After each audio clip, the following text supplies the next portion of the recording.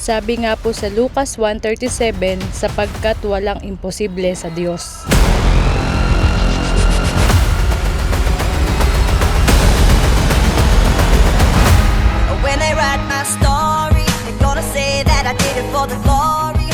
Dati akong negative sa ganitong sistema, pero sumuporta lang ako sa aking asawa at naniwala sa kanya, totoo pala, nasa ganitong negosyo, pwede pala kaming umasenso.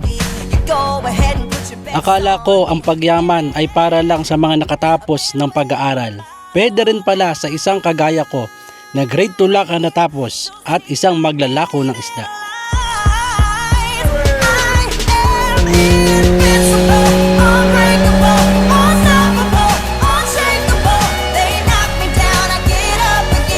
Kung imposible sa tao, walang imposible sa Diyos.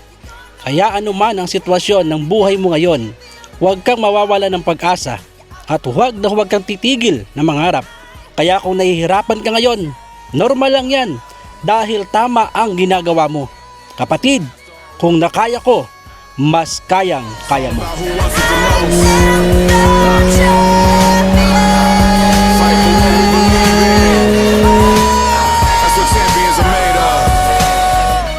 I am Dennis Valdivia.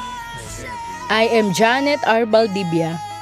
We are Agents of Hope and I am worldwide.